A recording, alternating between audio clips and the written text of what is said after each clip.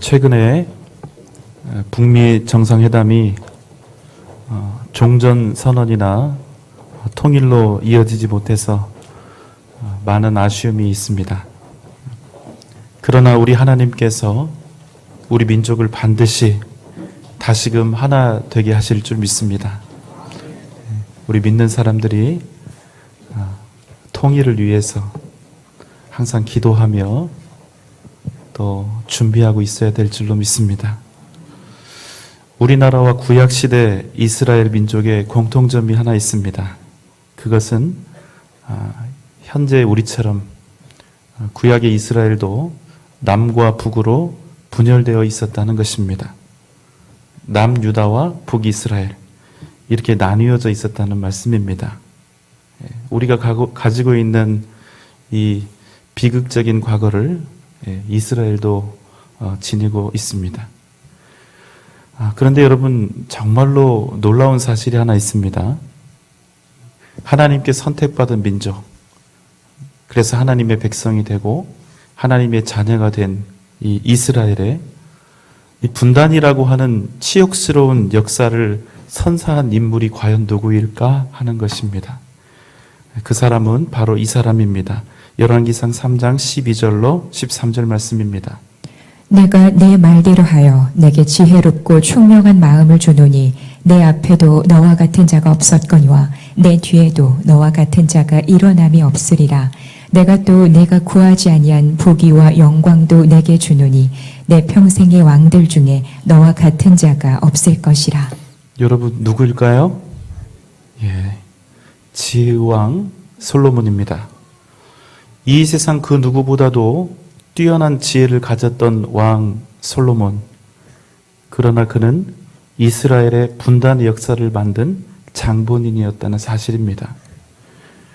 하나님께서 주신 사명을 더욱 잘 감당하고 백성들을 더욱 사랑하고 백성들의 마음을 더욱 잘 헤아릴 수 있도록 그가 처음에는 지혜를 구했었습니다. 그랬던 그가 믿음을 버리고 하나님께서 주신 넓은 마음을 버리고 백성들을 사랑하는 아버지의 마음을 버리고 나니까 그가 가지고 있는 놀라운 지식과 그 똑똑함과 탁월한 지식들이 자기의 탐욕을 채우는 이기적인 지혜가 되었고 결국 백성들을 더욱 효율적으로 괴롭히고 착취하는 악한 도구가 되어버린 것입니다. 열왕기상 11장 1절로 3절의 말씀입니다. 솔로몬 왕이 바로의 딸 외에 이방의 많은 여인을 사랑하였으니 곧 모압과 암몬과 에돔과 시돈과 헷 여인이라. 여호와께서 일찍이 이 여러 백성에 대하여 이스라엘 자손에게 말씀하시기를 너희는 그들과 서로 통혼하지 말며 그들도 너희와 서로 통혼하게 하지 말라. 그들이 반드시 너희의 마음을 돌려 그들의 신들을 따르게 하리라 하였으나 솔로몬이 그들을 사랑하였더라. 왕은 후궁이 700명이요 첩이 300명이라. 그의 여인들이 왕의 마음을 돌아서게 하였더라. 놀랍습니다. 솔로몬은 1000명의 아내를 얻었습니다. 세상의 모든 부귀 영화를 다 누리고 있습니다. 그러나 그의 마음을 그가 혼인한 이방의 여인들이 하나님으로부터 돌아서게 했습니다. 그래서 그는 우상을 숭배했고 하나님을 떠나서 악을 행했습니다. 하나님께서 직접 2번이나 그에게 나타나셔서 다른 신을 따르지 말라고, 우상 숭배하지 말라고 말씀하셨으나 솔로몬은 하나님의 말씀에 귀를 기울이지 않았습니다. 열왕기상 11장 11절 말씀입니다. 여호와께서 솔로몬에게 말씀하시되 내게 이러한 일이 있었고 또 내가 내 언약과 내가 내게 명령한 법도를 지키지 아니하였으니 내가 반드시 이 나라를 내게서 빼앗아 내 신하에게 주리라. 솔로몬의 패역함과 죄악으로 인하여 하나님은 이스라엘을 솔로몬에게서 빼앗아 그의 신하에게 주겠다 이렇게 말씀을 하신 것입니다. 그리고 그 말씀대로 얼마 지나지 않아서 솔로몬의 아들 르호보암의 때에 이스라엘은 여로보암이 다스리는 북이스라엘 10개 지파와 르호보암이 다스리는 남유다 2개 지파로 분열이 됩니다. 그런데 남과 북의 역사는 매우 다른 양상으로 전개되어집니다. 여기서 우리가 한 가지 염두에 둘 것은 북이스라엘과 남유다 이 두 나라의 초대 왕 여로보암, 르호보암 이 두 사람에게 공통된 것은 둘 다 하나님 중심의 정치를 한 것이 아니라 인본주의, 인간 중심의 정치를 했다는 사실입니다. 북이스라엘, 남유다 할 것 없이 모두 하나님을 버리고 우상 숭배와 폐역으로 나라를 다스렸다는 것이지요. 그럼에도 이 두 왕국은 큰 차이를 보입니다. 북이스라엘 여로보암의 아들 나답은 하나님의 심판을 받음으로 나라를 빼앗기고 최후를 맞이한 반면 남유다 르호보암의 아들 아비암은 왕위를 보존했다는 사실입니다. 그 이후에 계속해서 진행되는 북이스라엘과 남유다의 역사도 마찬가지입니다. 남유다와 북이스라엘 모두가 똑같이 타락했음에도 불구하고 북이스라엘에서는 약 250여 년간 그 나라의 존속 기간 동안 끊임없이 9왕조, 19명의 왕이 계속해서 쉴 새 없이 교체됩니다. 그러나 남유다에서는 400년의 역사 동안 오직 다윗의 자손들이 계속해서 왕위를 이어간 것입니다. 여러분 재밌지 않습니까? 남유다나 북이스라엘이나 그 타락의 정도나 악함의 수준을 생각하면 서로 크게 다를 바가 없습니다. 그럼에도 나타난 결과는 북이스라엘이 죽고 죽이는 왕위 쟁탈전 속에서 끊임없이 왕이 바뀌는 혼란을 겪은 데 반하여 남유다는 오직 다윗의 자손들이 그 왕위를 이어갔던 것입니다. 여러분, 이렇게 진행되어진 역사의 이유에 대해서 궁금하지 않으십니까? 그 이유는 하나님께서 다윗과 맺으신 언약 때문입니다. 사무엘하 7장 14절로 16절 말씀입니다. 나는 그에게 아버지가 되고 그는 내게 아들이 되리니 그가 만일 죄를 범하면 내가 사람의 매와 인생의 채찍으로 징계하려니와 내가 내 앞에서 물러나게 한 사울에게서 내 은총을 빼앗은 것처럼 그에게서 빼앗지는 아니하리라. 내 집과 내 나라가 내 앞에서 영원히 보존되고 내 왕위가 영원히 견고하리라 하셨다 하라. 하나님께서 다윗과 맺으신 언약은 너와 너의 집, 너의 나라가 내 앞에서 영원히 보존되고 너의 왕위가 영원히 견고하리라, 이런 말씀이었습니다. 그런데 여러분, 왜요? 하나님께서 왜 유독 다윗과 이런 약속을 맺으셨을까요? 그것은 하나님께서 다윗에게 은혜를 베풀기로 작정하시고 그를 당신의 백성, 당신의 자녀로 삼으셨기 때문입니다. 그렇게 다윗의 자손들, 남유다의 왕들이 범죄하면 하나님께서 징계는 하시되 그 왕권은 끝까지 지켜주신 것입니다. 오늘 말씀 열왕기상 15장 3절의 말씀입니다. 아비암이 그의 아버지가 이미 행한 모든 죄를 행하고 그의 마음이 그의 조상 다윗의 마음과 같지 아니하여 그의 하나님 여호와 앞에 온전하지 못하였으나. 아비암은 솔로몬의 아들 르호보암의 아들입니다. 남유다로 치면 두 번째 2대 왕이 되는 것이죠.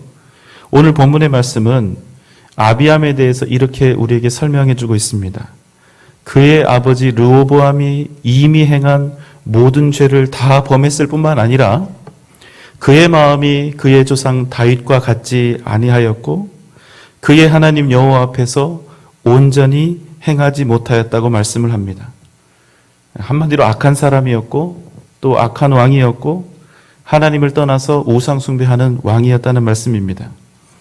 그렇다면 여러분, 우리가 알고 있는 이 구약의 하나님, 그 상식선에서 생각을 해보면 이렇게 타락하고 패역한 우상 숭배하는 아비암의 결말은 어떻게 되어야 마땅할까요?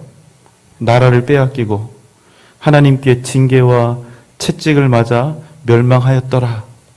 여러분, 이렇게 되어야 하지 않습니까? 그런데 오늘 말씀은 전혀 다른 양상으로 전개가 됩니다. 그가 악을 행하고 다윗의 마음과 같지 아니하였으며 하나님 앞에서 온전하지 못하였으나 4절의 말씀입니다. 그의 하나님 여호와께서 다윗을 위하여 예루살렘에서 그에게 등불을 주시되 그의 아들을 세워 뒤를 잇게 하사 예루살렘을 견고하게 하셨으니 그럼에도 불구하고 하나님께서는 다윗을 위하여 아비암이 도저히 용서받을 수 없는 수많은 악행과 우상 숭배를 저질렀음에도 불구하고 다윗을 위해서 그의 아들 아비암에게 은혜를 베풀어 주셨다는 것입니다. 여러분, 솔로몬과 그의 아들들 르호보암, 아비암은 10계명의 1, 2, 3계명을 어긴 사람들입니다. 나 외에 다른 신을 두지 말라. 우상을 만들지 말라. 나 여호와 하나님의 이름을 망령되이 일컫지 말라. 가장 중요한 1, 2, 3계명을 범한 것입니다. 그러면 당연히 벌을 받아야 하지 않겠습니까? 죽든지 죽임을 당하든지 아니면 죽을 만큼 큰 고통과 벌을 받든지 그게 정상 아니겠습니까? 그럼에도 오늘 말씀은 무엇이라고 증언하고 있습니까? 그의 하나님 여호와께서 그럼에도 불구하고 다윗을 위하여 그에게 등불을 주심으로 그의 아들을 세워 그 뒤를 잇게 하시고 예루살렘을 견고케 하셨다. 이렇게 말씀하는 것입니다. 아니 왜요? 하나님은 거룩하신 하나님이시고 죄와 악을 조금도 용납하지 않는 그런 정결하신 하나님이 아닙니까? 그런데 그런 거룩하신 하나님께서 도대체 어떻게 이러실 수 있단 말입니까? 다윗이라는 그 사람이 도대체 다윗이 누구이기에 하나님에게 어떤 존재이기에 하나님께서 이렇게 하시냐는 거죠. 5절의 말씀입니다. 이는 다윗이 햇사람 우리아의 일 외에는 평생에 여호와 보시기에 정직하게 행하고 자기에게 명령하신 모든 일을 어기지 아니하였습니다. 우리는 다윗이라고 하는 인물을 떠올리면 몇 가지 중요한 사건들을 떠올릴 수가 있습니다. 가장 멋진 장면은 무엇입니까? 어린 소년 다윗이 물맷돌을 돌려서 블레셋의 거인 장수 골리앗을 무너뜨리는 것입니다. 생각만 해도 멋지고 또 마음이 흥분되지 않습니까? 그러나 여러분, 이 장면만큼이나 우리에게 익숙한 장면이 있습니다.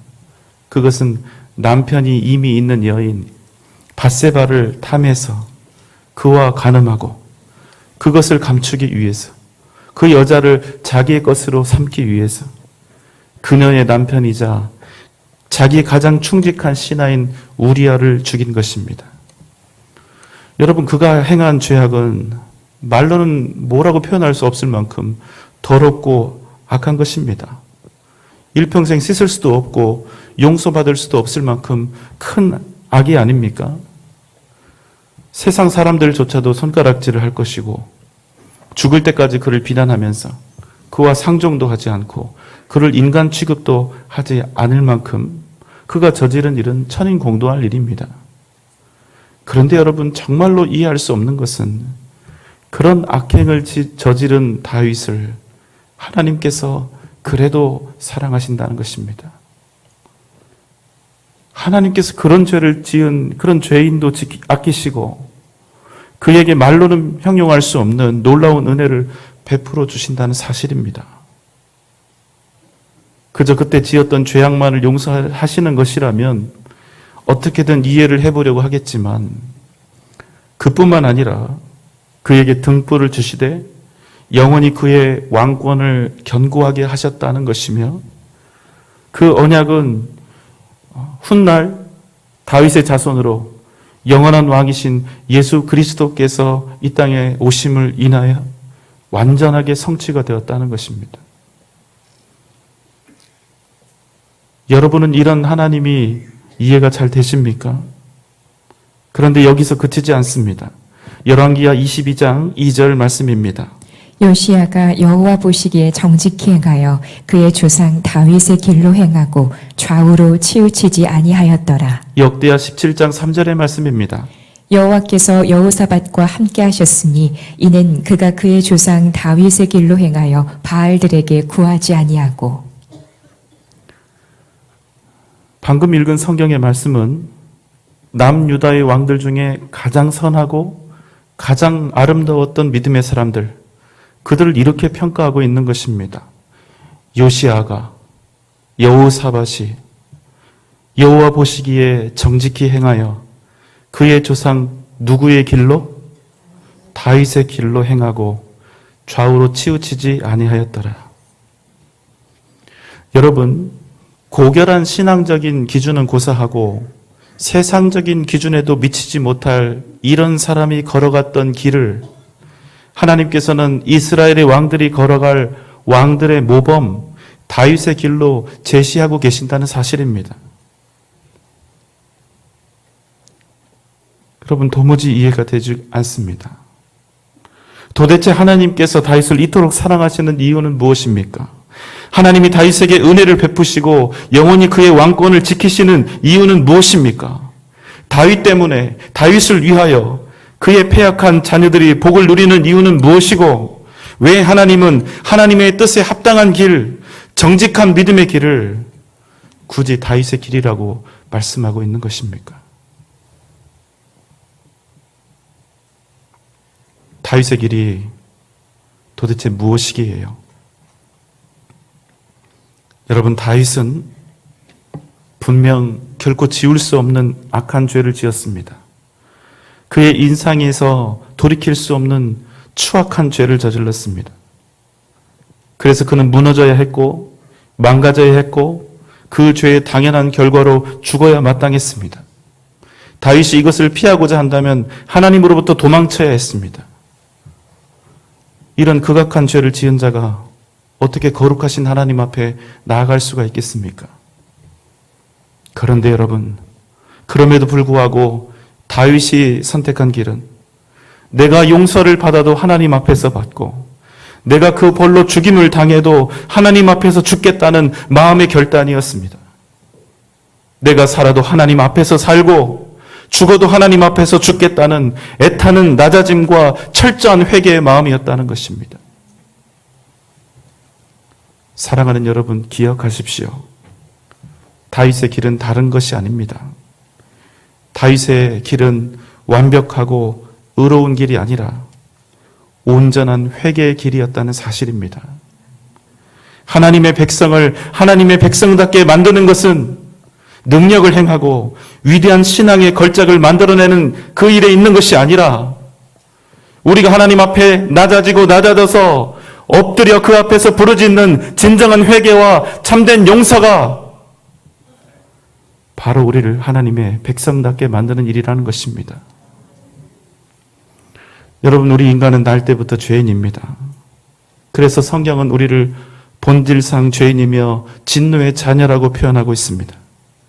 그런 우리가 어떻게 하나님 앞에서 선할 수가 있겠습니까? 우리가 의롭게 행한다 한들 얼마나 의로울 수가 있겠습니까? 그럼에도 우리가 하나님의 뜻에 합당한 길, 다윗의 길을 걸어갈 수 있다는 것은 무엇을 의미합니까? 그것은 완전 무결함을 의미하는 것이 아닙니다.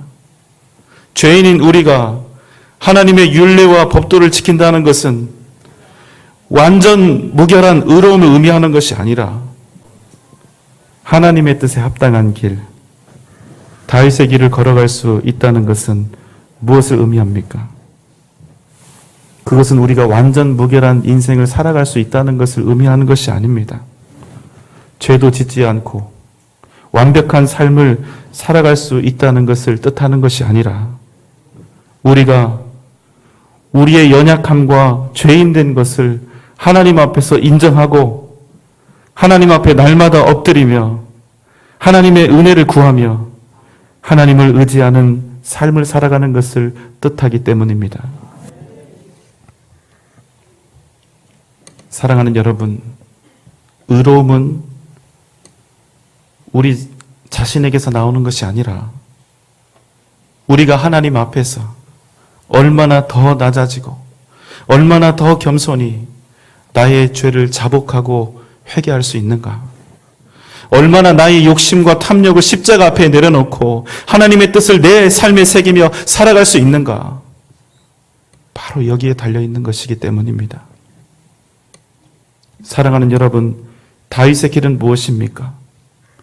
이 땅에서 쓰러지고 자빠지고 넘어지고 엎어져도 그때마다 다시 주님 앞에 엎드려 회개하고 그리고 다시 일어서서 오직 믿음으로 나의 죄와 연약함, 나의 욕심과 끊임없이 싸워가는 것을 뜻하는 것입니다.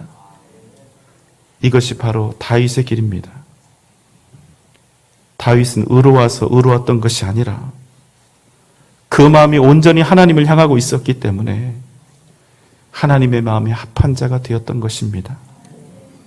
그는 하나님을 진정으로 진짜로 사랑했고 하나님을 경외하는 사람이었으며 그래서 날마다 그 앞에 엎드리고 순종하고 회개하는 삶, 그냥 회개하는 행위만 있는 것이 아니라 날마다 자신의 악한 본성과 싸우며 끊임없이 하나님께 자신의 삶을 돌이키는 그런 삶을 살았던 것입니다. 여러분 기억하십시오.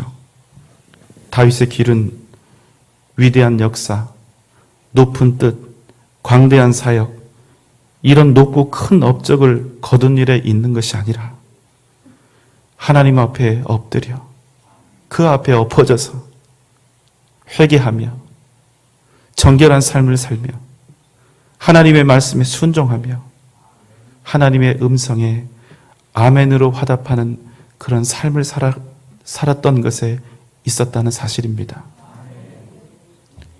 우리가 아무리 우리의 인생에 큰 족적을 남기고 사람들의 갈채를 받고 어마어마한 인생의 금자탑과 명성을 얻는다 하여도 하나님의 뜻에 합당하지 않은 인생은 결코 복된 인생이 될 수 없다는 것입니다.